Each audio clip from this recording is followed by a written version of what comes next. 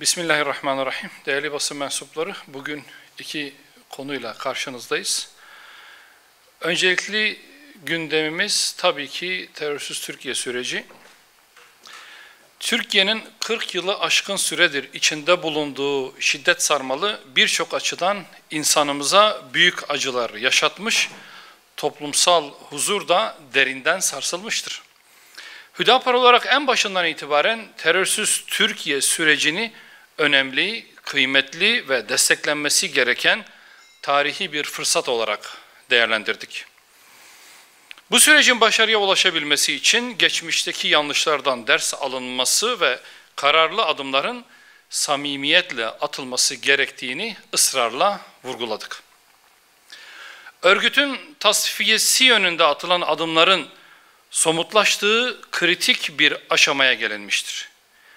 Ancak sürecin zehirlenmesine yol açabilecek tehdit dili, bölgesel gerilimler ve dış müdahaleler ciddi bir risk oluşturmaktadır.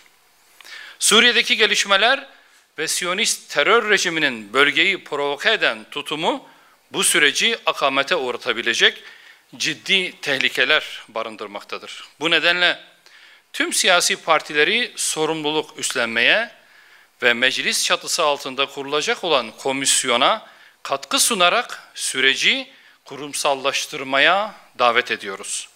Bilinmelidir ki silahların susması ve sorunların siyaset zemininde çözülmesi milletimizin ortak dileğidir. Hüdapar olarak kardeşliğin ve iç barışın tesisi için her türlü sorumluluğu ve inisiyatifi almaya, yapıcı tüm gelişmelere destek vermeye kararlıyız.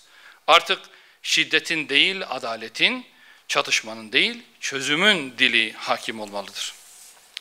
Değerli basın mensupları, son dönemde yapılan anketler, geleceğe dair güvensizlik, ekonomik zorluklar ve istikrarsızlık gibi faktörlerin gençleri evlilikten uzaklaştırdığını ve bu durumun evliliği giderek ertelenen bir hedef haline getirdiğini gösteriyor.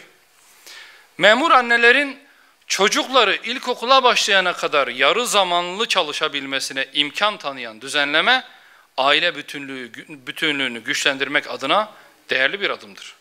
Ancak bu düzenlemenin yalnızca memur anneleriyle sınırlı kalmayıp tüm çalışan anneleri kapsaması, çocukların duygusal gelişimi ve anneyle kuracakları sağlıklı bağ açısından daha büyük bir kazanç sağlayacaktır.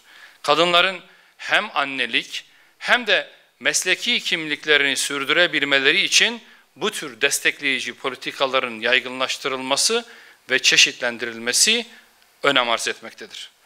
Benim temas edeceğim konular bunlar. Sorularınız varsa cevaplandırmaya hazırım.